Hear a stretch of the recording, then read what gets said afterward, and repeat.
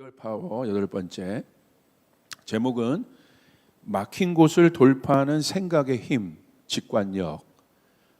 막힌 곳을 돌파하는 생각의 힘, 직관력이라는 제목으로 말씀을 나누겠습니다. 직관력이 필요한 시대라는 거예요. 왜냐하면요, 이 코로나가 뭘 의미하냐면 변화를 의미합니다. 그러니까 어떤 변화냐면 트랜지션이에요. 그러니까 전환되는 변화예요. 그러니까 지금 이런 트랜지션이란 건 뭐냐면 이런 거죠. 사울에서 다윗으로 넘어가는 이런 게 트랜지션이죠. 그러니까 완전한 변화죠. 교체인 거죠. 그러니까 옛 부대가 새 부대가 되는 그런 변화입니다. 근데 이 변화는 항상 있어 왔어요. 근데 이 코로나 때가 우리에게 주는 건 뭐냐면 이미 앞으로 올 변화. 사실 이 온라인 비대면적인 이런 구조가 사실 예고된 거 아니었겠습니까? 4차 산업 미래 생각하면 예고된 거 아니겠어요? 그러니까 타이밍적으로 빨리 온 것뿐입니다. 타이밍적으로 빨리 온 것뿐이에요. 그러니까 당연한 변화입니다. 그러니까 우리 다음 세대들, 밑에 세대들이 살아갈 세상은 이런 세상이었어요, 사실. 그런데 생각보다 빨리 온 겁니다. 그래서 당황스러운 거예요. 딴 게 아니라. 물론 이 전염병이어서 생명에 관계된 부분도 있지만 그것을 통해서 많은 곳에 변화가 일어나고 있지 않습니까?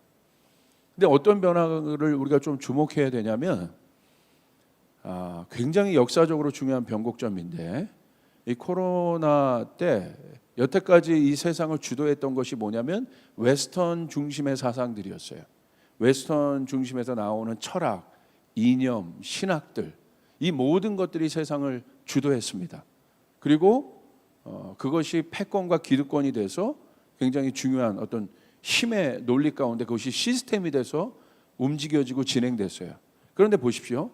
코로나가 예상치 못하게 딱 터지니까 이것을 지금 잘 대응하는 나라들이 어디죠? 웨스턴들이 아니에요. 아시아들입니다. 아시아. 그러니까 아시아 국가들이 상당히 선전들을 하고 있어요. 실제적으로 보십시오. 그러니까 이 일들이 있으면서 자 보세요. 언제 웨스턴이 아시아에게 귀를 기울였던 적이 있어요? 한번 잘 생각해 보세요. 모든 분야에서 웨스턴들이 아시아 쪽에 귀를 기울인 적이 있습니까? 항상 뭔가를 주려고 했죠. 가르치려고 했죠. 근데 이번 워딩은 뭐예요? 아시아의 소리를 듣겠다는 거예요. 배우겠다는 겁니다. 그런 적이 없었어요, 역사상. 그러니까 지금 뭐냐면 아시아가 굉장히 라이징 되고 있는 거예요, 지금.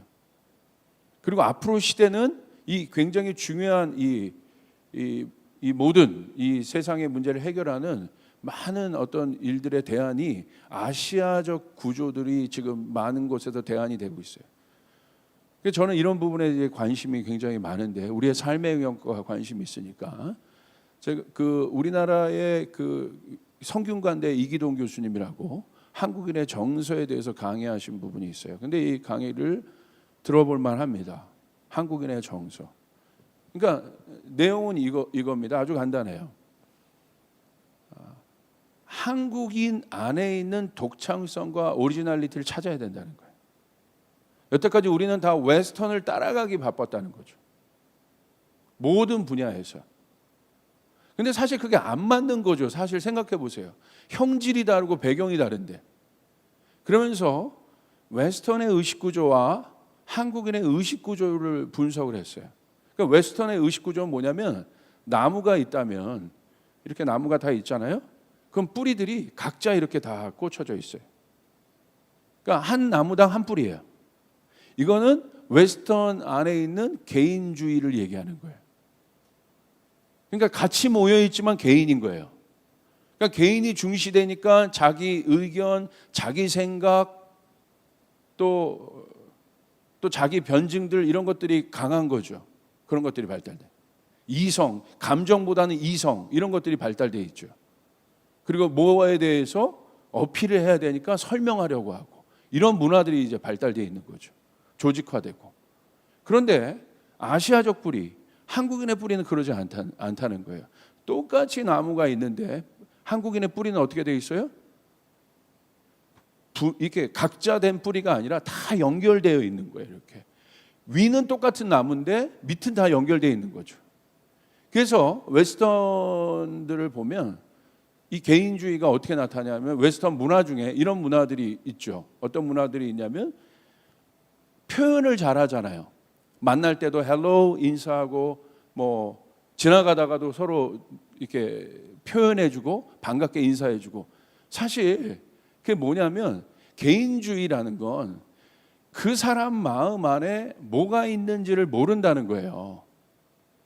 그러니까 저 사람이 그 사람 안에 뭐가 있는지를 모르는 거예요. 예를 들어서 겉으로는 웃지만 속에 칼을 갖고 있을지 총을 갖고 있을지 마음 안에 모르는 거죠. 그러니까 이 개인주의에서 제일 여러분 두려운 대상은 뭐냐면 사람입니다. 그러니까 저 사람이 누군지 모르는 거예요. 개인주의는. 그러니까 어떻게 해요? 먼저 인사해서 긴장을 푸는 거예요. 이런 문화인 거예요, 사실.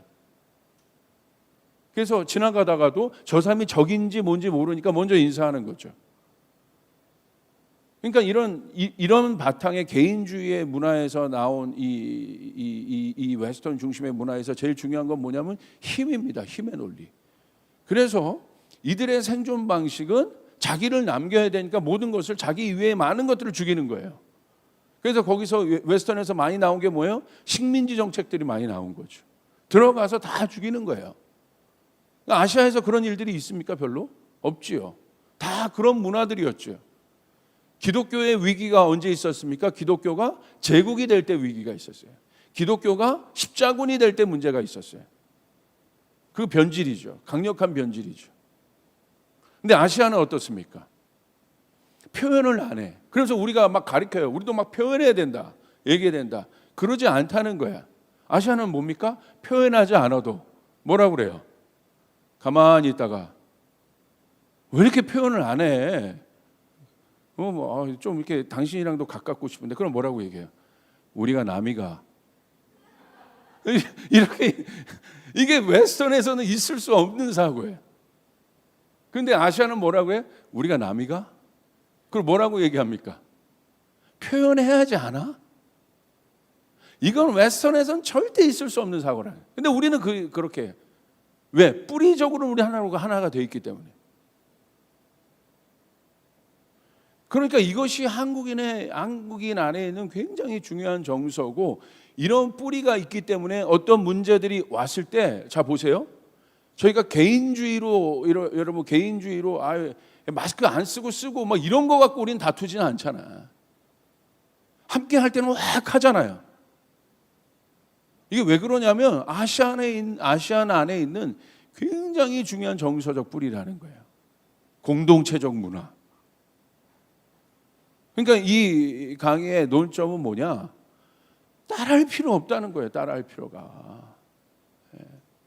그러니까 무분별하게 그런 것들을 받아들이고 해야 돼. 그러니까 우리 안에 여러분 지금 뭐 문화적인 면에서도 보십시오. 뭐라고? 팝인데 어떤 팝이 여러분 전 세계를 유행해요? 앞에 붙잖아요. K-팝이라는 거. 팝인데 한국적 팝인 거예요. 드라마인데 K-드라마예요. 한국적 드라마. 그러니까 어떤 분은 그러더라고요. 예배는 왜 그런 것이 없냐. 제가 아는 어떤 목사님, 이제 한국 안에 주신 그 블레싱들, K-워십이 있어야 한다. 무분별하게 그냥 그런 것들 따라하는 사람들이 아니라 우리 안에 있는, 각자 안에 있는, 그 성경적으로 보면 맞아요. 하나님이 여러분 야곱에게도 12아들이 있었잖아요. 다 똑같습니까? 다 다르죠. 지파가 달라요. 다양성이 존재하는 거예요. 근데 지금 그래서 이분이 얘기한 건 한국만이 어떻다라고 얘기하는 것이 아니라 그것들이 무시된 사회, 그것이 무시된 시대, 모든 영역 안에 이제는 변화되어야 된다는 거예요. 이제는 변화해야 된다. 근데 그 시발점이 뭐냐? 제가 봤을 때도 코로나입니다.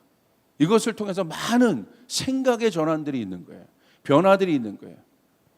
우리 교회에서 홍대에서 지금 그 문화예술 영역을 공부하고 있는 한 자매가 있는데 석사 과정을 공부하고 있는데 어저께 만나서 무슨 얘기를 하다가 좀 만나게 됐어요. 만나서 물어봤어요. 지금 거기는 문화예술 영역에 앞서가시는 분들이잖아요. 최고 어떤 전문가들이 다 모여있는 그 교수님들이 모여있는 그룹인데 홍대가 그런 거에 앞서가 있으니까 그분들의 관심은 뭐냐 뭐 했더니 아주 뜻밖의 얘기를 들었어요. 한국 문화를 어떻게 이제 딜리버리 할 거냐. 외부적인 어떤 문화들을 받아들이는 것이 아니라 한국 문화를 어떻게 딜리버리 할 거냐. 여러분 웨스턴 문화들도 보십시오. 아마 유럽을 가보신 분은 알겠지만 저는 박물관 가는 걸 굉장히 좋아하는데 박물관에 가면 여러분 뭐 웨스턴 박물관에 가면 뭐가 있어요? 다 뺏어온 것들 갖고 전시하는 거예요. 뺏어온 것들 갖고. 근데 한국 박물관에 가보십시오. 우리 거예요, 우리 거. 그러니까 지금은 제가 강조하는 건 뭐냐면 이게 하나님의 창조 섭리가요, 다양성입니다. 하나님이 다양하게 지으셨어요. 여기 부모님들, 우리 예배드린 부모님들 계시겠지만 같이 가족이 예배드리는 우리 공동체에 있겠지만 같은 자녀도 다르지 않습니까? 어떻게 획일적으로 같습니까? 그런데 지금까지 우리는 뭐예요? 경제, 문화, 심지어 뭐 신학의 영역까지도 무분별하게 그냥 따라가는 거예요. 무분별하게 지금 보는 거예요. 그러니까 이게 이런 일들이 왔을 때 이게 워킹하지 않는 겁니다. 그래서 제가 많은 부분들에 대한 생각을 했어요. 뭐가 잘못된 걸까? 지금 보십시오. 지금 어떤 시대입니까? 빅데이터 시대 아니겠어요? 이게 빅데이터의 시대에서 제일 중요한 건 뭐예요? 데이터를 분석하는 것입니다. 데이터를 분석하는 것. 그리고 데이터를 분석하는 그 알고리즘이 굉장히 중요하고 그것의 중심에 AI가 있습니다. 그래서 이 AI 지금 컴퓨터가 발달돼 있으니까 모든 정보들이 다 들어오죠. 그리고 뭐 합니까? 데이터를 분석하죠. 분석하고 해석하는 거예요. 근데 그건 누가 다 해요? 기계가 다 합니다. 근데 지금까지 있었던 이런 문화들이 여러분 뭐가 문제냐면 잘 보십시오. 자, 우리가 지금 사람들이 제일 이게 귀 기울여 듣는 게 뭐냐면 데이터예요, 데이터. 이 데이터가 이걸 얘기했다. 이 데이터가 여기를 했다. 이번에 코로나 데이터가 이렇다. 또 어떤 경제 지표 데이터가 이렇다. 자, 여러분 잘 보세요. 그건 맞습니다. 중요합니다. 그런데 저희 한동대학교의 국제정치 쪽에 있었던 교수님 중에 김준영 교수님이 계신데 이 정부 때 지금 국립외교원 원장을 하고 계세요. 이분이 최근 이 포럼에서 이런 정치 경제 포럼에서 이분이 발제한 것이 있어요. 어떤 걸 발제했냐? 이 코로나 사태와 관계해서 뭐가 이것들이 우리가 딱 봐야 되냐면 이 전염병이잖아요. 그러니까 뭐가 강해지냐면 앞으로 이 뒤에 이것을 통제하는 강력한 정부가 나온다는 거예요. 이분은 지금 이 정권에서 국립외교원 원장을 하고 계신 분이에요. 지금 우리가 주목해야 될 것은 강력한 정부가 있다. 여러분 맞잖아요. 모든 곳에서 모든 나라에서 위기니까 정부의 능력이 강력해집니다. 그런데 주목해야 되는 것은 나쁜 정부가 나올 것이고 좋은 정부가 나올 것이다. 그래서 우리가 여러분 이 시대에 이 일들을 위해서 많이 기도해야 됩니다. 만약에 나쁜 정부가 선다면 뭐 하겠습니까? 데이터 조작할 수 있는 거예요. 충분히 가능한 겁니다. 얼마든지. 좋은 정부가 선다면 그러지 않겠죠. 나쁜 정부가 선다면 얼마든지 이 데이터가 중심이 된 세상에서 모든 사람이 데이터만 들으려고 하고 데이터의 소리만 들으려고 하는 이 세상에서 얼마든지 다른 툴을 가지고 데이터를 잘못 분석, 내 마음에 맞게 분석할 수 있다는 거예요. 그러면 이것이 왜 우리의 삶에 어떤 영향을 주느냐? 잘 보십시오. 그거에 길들여져 있는 우리들은 어떤 영향을 받느냐? 사람은 어떤 존재입니까? 사람이 존중받아야 되는 이유가 무엇입니까? 하나님이 만드신 창조의 형상인 사람에게 있어서 가장 중요한 게 뭐라고 보십니까? 자유의지, 쉽게 말하면 결정권입니다. 사람은 결정하는 존재예요.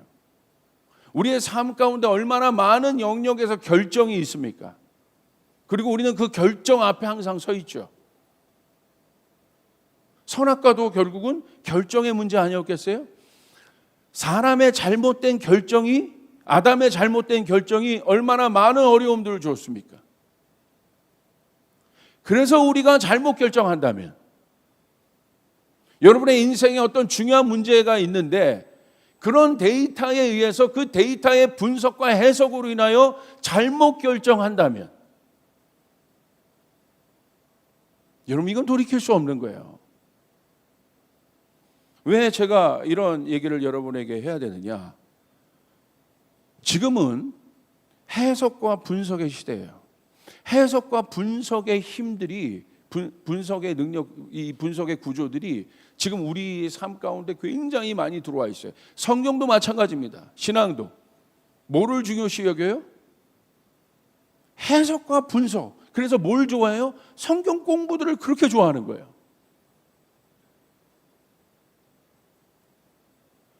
여러분, 우리는 하나님의 말씀을 정보로 보지 않아요. 하나님의 말씀을 진리로 봐요. 할렐루야.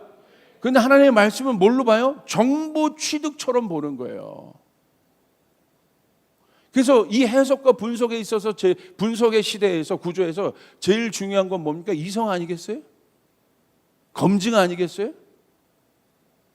그것만 믿으려고 그래요. 그리고 누구든지 굉장한 논리력을 가지고 그런 것들을 해석하고 분석해내는 사람이 글을 쓰면 막 영향을 받아요. 분별을 하지 않아요. 지금 이것이 우리가 살고 있는 시대라는 거예요. 신앙도 그렇게 해요.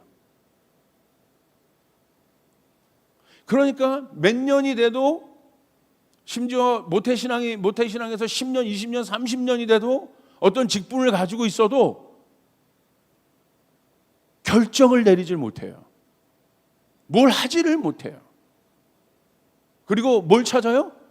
내 마음에 맞는 데이터들도 찾아요. 내 마음에 맞는 해석들을 또 찾아요. 그리고 그 해석으로 자기의 마음을 위로합니다. 그 분석이 자기 생각과 동의됐다면 막 박수를 쳐요.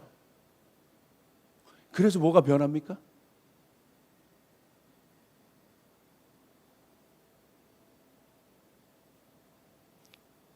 여러분, 이건 굉장히 중요합니다. 하나님은요, 항상 어떤 것이든지 하나님의 생각들을 담는 구조들을 만듭니다. 지금 우리는 이 세상의 구조에 대해서 한번 생각을 해보는 거예요. 구조를 만들어요. 예를 들어서 에덴 동산에서 보십시오. 하나님께서 사람들에게 복을 주셨어요. 그리고 하나님과 사람의 이 관계를 담아낼 구조를 만드셨어요. 이 친밀한 관계. 그게 어떤 구조입니까? 에덴 동산의 구조예요. 그래서 사람을 에덴 동산에 두시고 그 땅을 경작하게 하셨어요. 자유롭게. 반대적인 구조도 있어요. 바벨탑이 그런 구조죠. 바벨탑은 무엇입니까? 스피릿이 하나님을 대적하는 스피릿이에요. 그리고 어떻게 했습니까? 인간이 하나님을 대적하는 구조를 또 만들어내요. 지금 우리가 살고 있는 이 구조가 어떤 구조인지를 봐야 된다는 거예요. 우리 교회가, 내 신앙, 내 몸 안에도 구조가 있거든요. 어떤 구조인지를 봐야 된다는 거예요. 어떤 구조에서 나는 사고하고 있는가, 생각하고 있는가, 판단하고 있는가, 결정하고 있는가. 여러분, 모세 시대의 키워드는 출애굽이죠.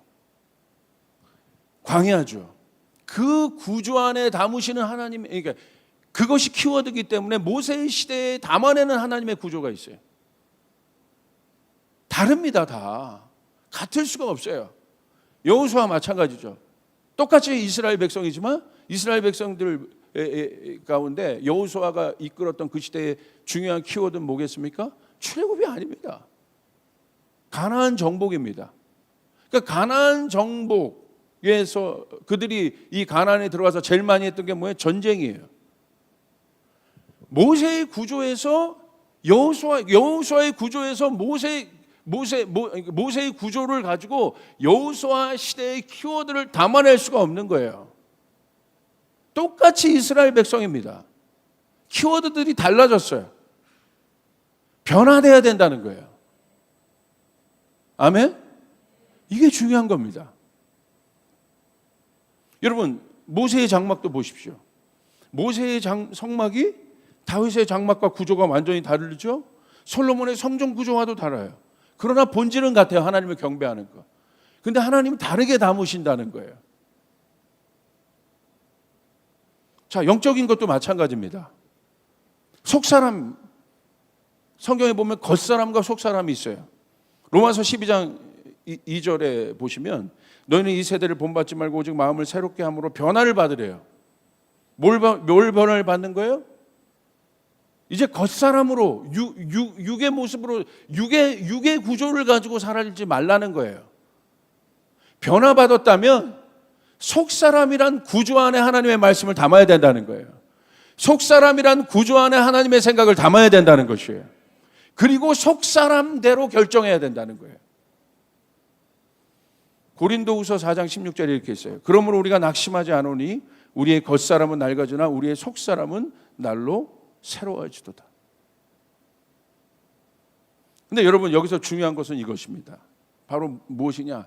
우리가 구원받고 변화되었다는 것은 뭐냐면 다른 존재가 되었다는 거예요. 구조 자체가 바뀌었다는 거예요. 그래서 다른 생각을 하고, 여러분에게 말씀드렸죠? 다른 말을 하고 다른 동기부여를 받는 거예요. 다른 삶을 살게 되는 거예요. 왜? 겉사람과 속사람이라는 존재 자체가 바뀌었기 때문에. 그런데 우리가 구원받고 우리 속사람이 회복되었다는 것은 어떤 것을 의미하겠습니까? 이건 뭘 의미해요? 어떤 회복이겠습니까? 처음 하나님께서 만드신 하나님의 형상의 회복이에요. 하나님의 형상의 회복은 누굽니까? 아담이죠. 죄 짓기 전에 아담이에요. 자, 보세요. 아담을 통해서 하나님이 땅을 다스리고 정복했습니다. 생육하고 번성하게 했어요. 근데 보세요. 아담이 뭔가를 학습하고 뭔가를 분석하고 뭔가를 개발해서 능력을 키워서 그와 같은 일을 했습니까? 하나님께서 창조했다는 건 무엇입니까? 성경은 뭐라고 기록되어 있습니까? 하나님이 주신 거예요. 아담이 개발한 게 아닙니다. 학습을 통해서 배운 것이 아닙니다. 이미 아담 안에 있는 것입니다. 복을 명하셨으니까. 아담에게 권위를 이임하셨어요. 주셨어요. 없던 것을 아담이 개발해서 만든 것이 아니라는 거예요. 그러므로 우리 안에 속사람이 회복되었다는 것은 뭐가 회복됐다는 거예요? 처음에 하나님께서 이 땅을 생육하고 번성하고 다스리고 충만하게 할 수 있는 그 능력을 하나님이 우리 안에 동일하게 회복했다는 것입니다. 여러분 믿습니까? 학습하고 배워서 분석해서 그 능력을 갖는 것이 아니라는 거예요. 이미 우리 안에 있다는 사실을 믿으시길 바랍니다. 그래서 아담이 한 건 뭡니까? 에덴을 경작하라고 했어요. 있는 것을 실행하면서 확인하는 거예요. 내 안에 있구나 이게. 그것을 통해서 습득해서 내가 갖는 것이 아니라, 학습해서 내가 그것을 갖는 것이 아니라, 배워서 내가 그것을 갖는 것이 아니라 이미 내 안에 있는 것들을 어떻게? 움직여 볼 때 아는 것이라는 것이에요. 이거 다른 것입니다. 신앙도 마찬가지예요. 내가 뭔가를 배워서 아는 게 아니에요, 여러분. 내가 뭔가를 분석해서 내가 아는 것이 아니에요. 우리 안에 이 일들이 있습니다. 우리 안에 어두움을 이길 힘들이 있습니다. 우리 안에 어떤 위기를 돌파할 수 있는 능력이 우리 가운데 있습니다. 우리 안에 다스릴 수 있는 능력이 있습니다. 주신 것이에요, 우리에게. 주어진 것이에요. 그래서 예수 믿고 나면 속사람 가운데 부어지는 가장 큰 일들은 어떤 변화가 일어납니까? 나에 대한 확신은 줄어들지만 하나님에 대한 확신은 커지죠. 그분이 사시는 것이죠. 여러분 요한일서 말씀도 여러분 주보에 넣었지만 성경에 이렇게 기록되어 있어요. 요한일서 2장 27절. 아마 영상에 뜰 텐데, 너희는 주께 받은 바 기름 부음이 너희 안에 거하나니. 여러분 그 기름 부음이 우리 안에 거합니다. 아무도 너희를 가르칠 필요가 없고 오직 그의 기름 부음이 모든 것을 너희에게 가르치며 또 참되고 거짓이 없으니 너희를 가르치신 그대로 주 안에서 거하라. 우리가 신경 쓸 것은 무엇입니까? 뭔가를 학습하고 배워서 분석해서 그 데이터를 가지고 내가 움직이라는 것이 아니에요. 내가 성경을 공부를 이 정도 했기 때문에 내가 어느 정도를 깨달았기 때문에 그 다음에 내가 뭔가 된 줄 알고 내가 움직이는 게 아니라는 거예요. 그러니까 어려운 거예요. 거기에 안정감을 두기 때문에.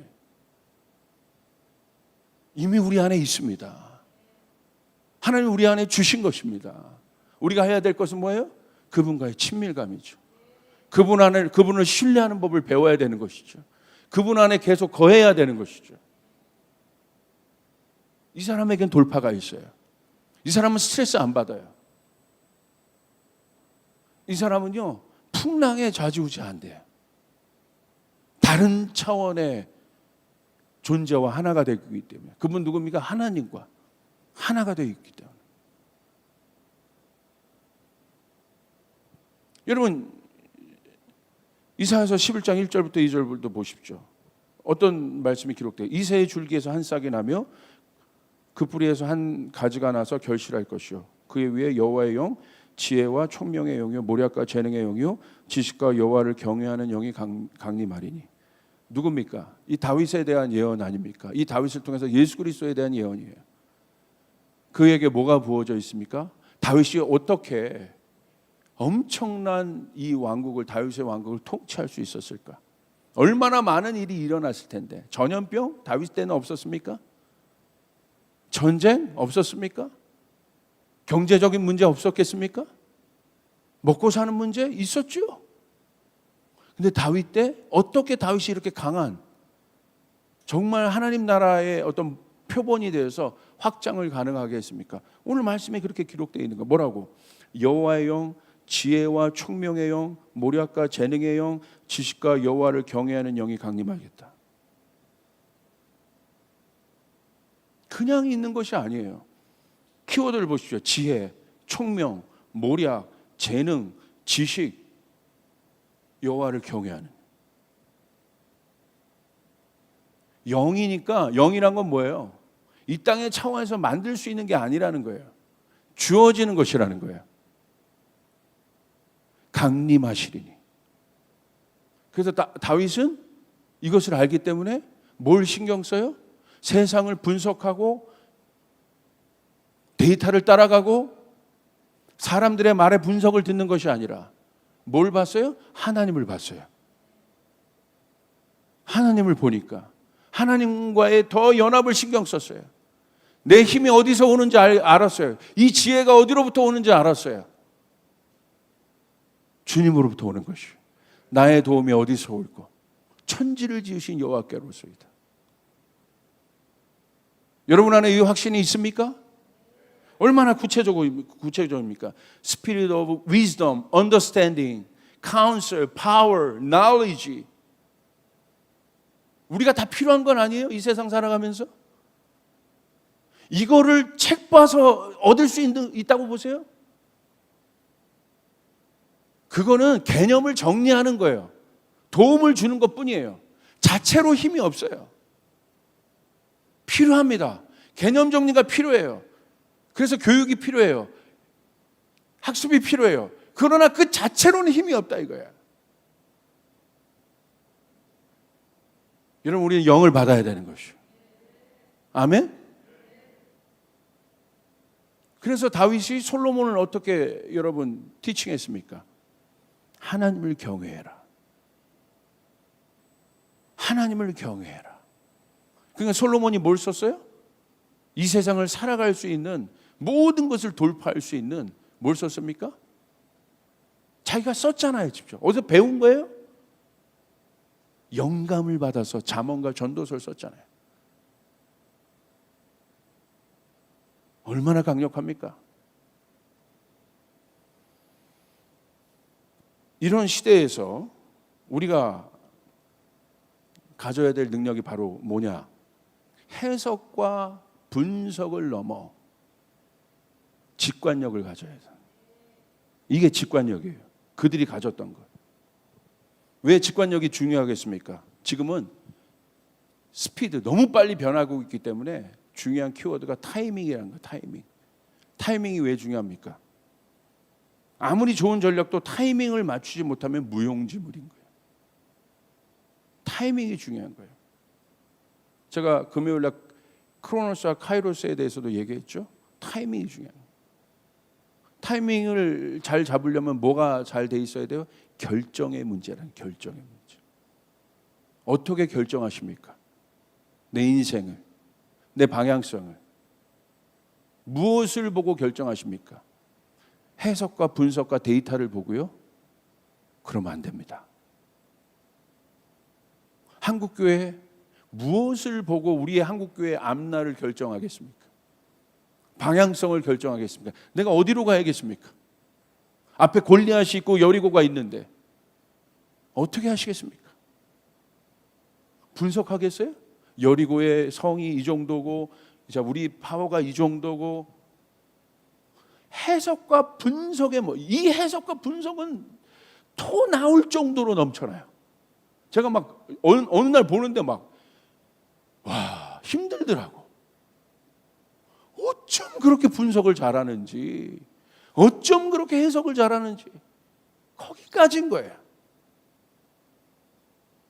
그것도 다 어떻게 해요? 사후 해석이에요.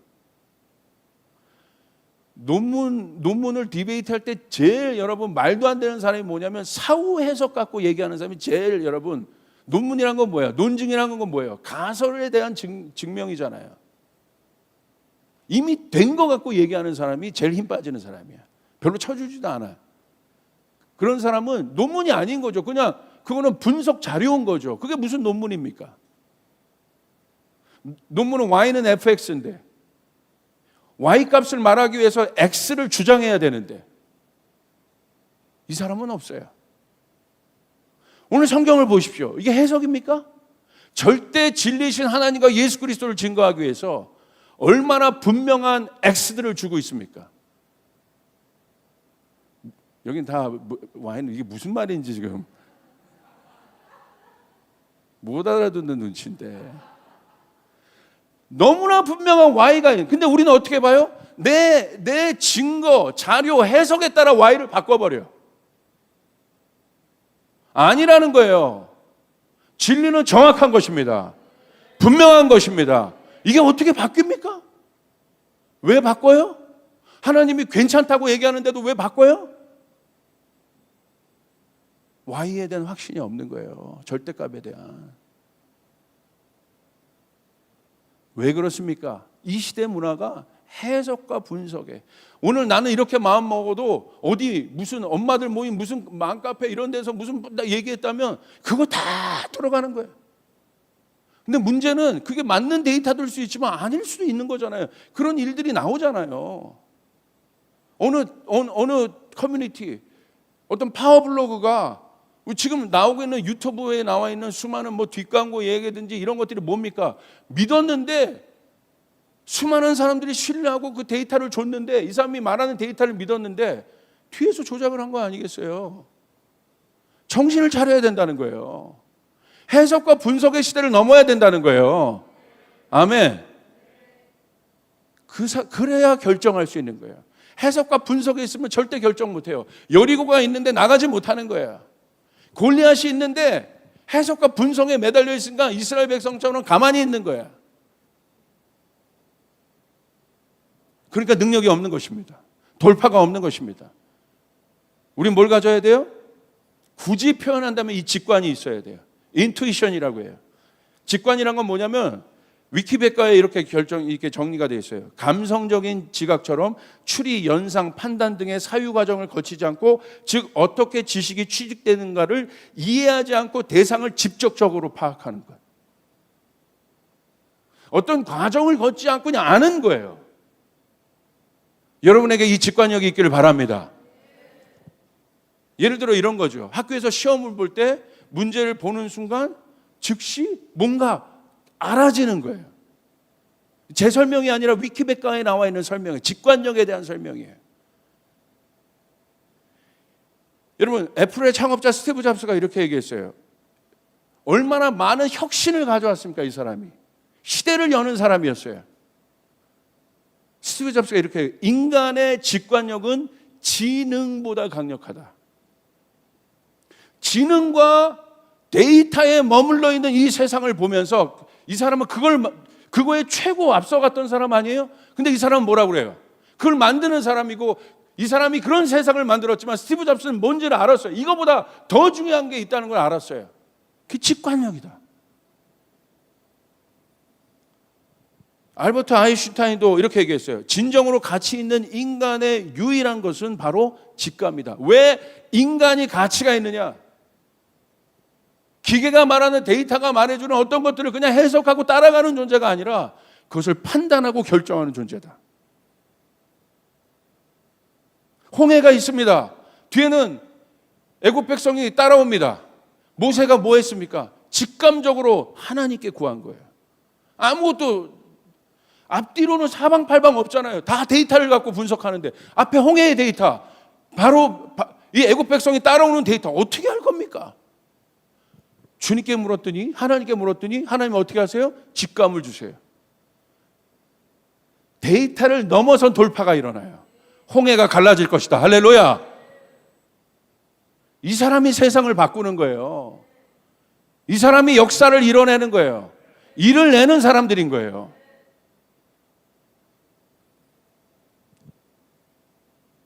직관력이 뛰어난 사람들의 특징이라는 이 글이 있어요. 거기서 이런 글이 있어요. 인간의 직감은 우리의 일상생활에서 매우 중요한 역할을 한다. 우리가 내리는 결정의 많은 부분은 우리의 논리적인 판단보다는 우리의 직감의 산물이다. 그러지 않습니까? 결국 내가 결정하는 거잖아요. 대부분의 경우 우리는 단순히 우리가 해야 할 일에 대해 너무 많이 생각하지 않고 자기 자신의 본능을 따른다. 결국 우리는 그것을 따라요. 자, 그럼 우리가 질문해야 돼요. 마지막입니다. 결국 나의 판단력을 믿어야 되는데 나의 판단력을 내가 어떻게 믿겠습니까? 그래서 뭐 해야 되는 거예요? 변화받아야 된다는 거예요. 겉사람의 판단력을 어떻게 믿습니까? 육신의 판단력을 어떻게 믿습니까? 성경은 뭐라고 얘기하고 있어요? 변화를 받아 새롭게 되어라. 새롭게 됨으로 변화를 받아라. 새 사람을 입으라. 십자가 위에서 우리는 변화되었습니다. 변화받은 나를 받아들이라는 거예요. 속사람이 변화되었다. 예전에는 겉사람 위주로 판단하고 생활했지만 이제 주님 안에서 나는 변화되었다. 이 변화된 속사람은 어떤 특징을 갖고 있습니까? 하나님을 압니다. 하나님을 경외합니다. 하나님을 신뢰합니다. 환경과 상황을 보지만 이 모든 판단을 주님과 연합하여 결정합니다. 성령님을 신뢰합니다. 데이터나 베이스는 참고일 뿐입니다. 그것에 의해서 자기 인생, 자기 방향성을 좌지우지하지 않습니다. 어떤 사람의 어떤 의견은 오피니언일 뿐이에요. 주님은 여러분에게 말씀하십니다. 여러분에게 능력을 주십니다. 할렐루야. 그 확신이 필요해요. 주님이 나와 함께 하신다. 이 회복된 속사람의 변화. 여러분, 분석을 넘어 직관력이 필요한 때 보십시오. 아버지 마음을 책으로 잘 분석해요. 설명해요. 그리고 어떤 사람 보면 사랑에 대해서도 막 강해요. 사랑은 이런 거고, 사랑은 이런 거고 설명해요. 근데 알고 봤더니 모태솔로야. 모태솔로가 사랑을 어떻게 알아? 알고 봤더니 모태솔로야. 그것이 설명과 해석의 한계입니다. 굉장히 쏙쏙쏙쏙 다 들어오는데 알고 봤더니 그 사랑을 강의하는 사람이 모태솔로야. 누가 아버지 마음을 어떤 청년이 막 얘기해. 알고 봤더니 자녀 한 번을 키우지를 못했어. 교회에 대해서도 누가 막 얘기해. 막 뭐 사역자들이 막 진짜 교회를 개척해 본 사람은 그렇게 쉽게 얘기 안 해요. 교회가 얼마나 어렵다는 걸 알아요. 그렇게 함부로 글 쓰지 않아요. 한 명 양육하는 게 얼마나 힘들다는 걸 알아요. 그리고 그 안에 있는 많은 실패들도 알아요. 연약함을 알아요. 부족함을 알아요. 그래서 함부로 얘기하지 않아요.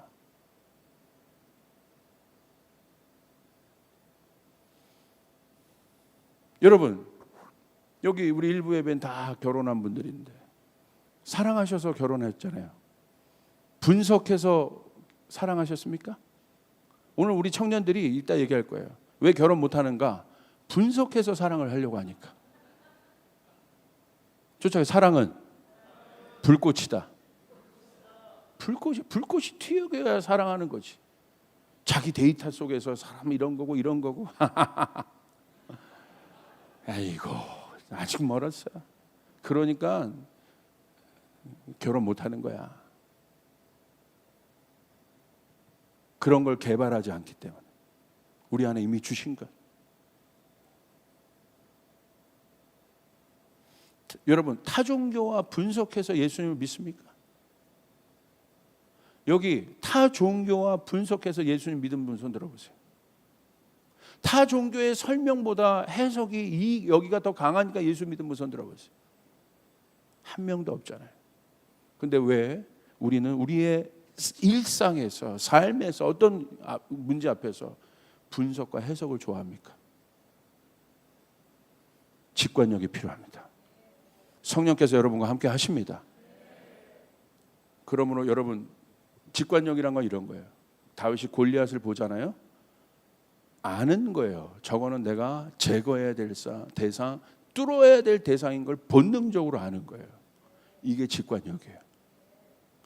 다윗이 분석하고 있으면 절대 못 나갑니다. 아는 거예요. 그리고 다윗이 자기가 갖고 있던 물맷돌을 던졌어요. 아는 거예요. 그것이 돌파를 이루어요. 물맷돌이 어떻게 골리앗을 이길 수 있겠습니까? 말도 안 되는 돌을 세상의 데이터에서는 어떻게 돌로 골리앗을 여러분 이길 수 있다고 얘기하고 있겠습니까? 그거는 형들이 분석했잖아요. 너까지 어떻게 나가냐. 사울도 그렇게 분석했잖아요. 네가 용사가 아닌데, 갑옷도 없는데 네가 어떻게 이길 거냐. 세상의 분석과 해석들이에요. 직관력은 다른 결정을 내리게 해요. 여러분, 우리는 이 직관력을 받아야 돼요. 하나님께서 여러분에게 그것들을 주십니다. 이것이 우리에게 이미 있는 것입니다. 그러므로 이제 여러분 안에 있는 하나님께서 주신 능력을 믿으시길 바랍니다. 하나님 여러분과 함께 하십니다. 하나님 안다면 더 나를 낮추고 나의 모든 육신의 정욕. 자, 왜 판단 못하냐고 복잡하냐면요, 그런 거에 의지하니까 생각이 복잡해지고 스트레스가 많은 거예요. 그러니까 샬롬이 없어. 이게 다 깨져. 그러니까 결정을 못해요. 여러분이 신경 쓸 건 세상의 파도, 코로나, 예배 드리고 못 드리고 이 문제가 아니에요. 주님과의 관계입니다. 주님은 언제나 우리와 함께 하십니다. 주님 우리의 소망이 되십니다. 여러분 믿습니까? 시공간을 초월한 그분과 하나가 되는 거예요. 그분과 연합하는 것입니다. 그래서 이 직관력이 여러분들에게 주어지는, 위로부터 오는 이 능력이 여러분에게 주어지는, 여러분 그 일들이 일어나길 바라고, 그러기 위해서는 여러분 자신을 소중히 여기셔야 돼요. 쫓아가서 나에게 하나님께서 이 모든 문제를 이길 힘을 주셨다. 여러분 믿습니까? 그렇게 갈 수 있는 여러분 되시기를 주님의 이름으로 축원합니다. 그러므로 이제 분석하지 말고 생각하지 말고 기도하세요. 그리고 움직이시길 바랍니다. 생각하고 분석하고 해석하는 게 나쁘다는 것이 아니에요. 순서가 있다는 거예요. 그 이성적 사고는 바로 이 직관력의 통제 아래서 보조가 될 때 힘이 있는 것입니다. 도움이 되는 것이에요. 깨닫게 되는 것이에요. 알게 되는 것이에요. 그러나 이 자체로는 힘이 없어요. 여러분에게, 그래서 여러분이 해야 될 것은 겸손하게 마음을 낮추어 하나님의 능력을 구하고 하나님의 말씀을 깊이 보고 묵상하고 생각하지 말고 하나님 말씀하시면 순종하려고 하고 그렇게 나갈 수 있는 여러분 되시기를 주님의 이름으로 축복합니다. 기도하겠습니다. 하나님, 주님의 은혜와 은총이 우리의 삶에 넘쳐나게 하여 주시옵소서. 사방팔방 모든 것이 막혀있고 사면초가 된 이곳에서 우리가 누구를 의지하겠습니까? 사람의 말, 어떤 데이터가 아니라 천지를 지으신 여호와를 신뢰하게 하여 주시옵소서. 우리 모두에게 그 직관력을 주셨습니다.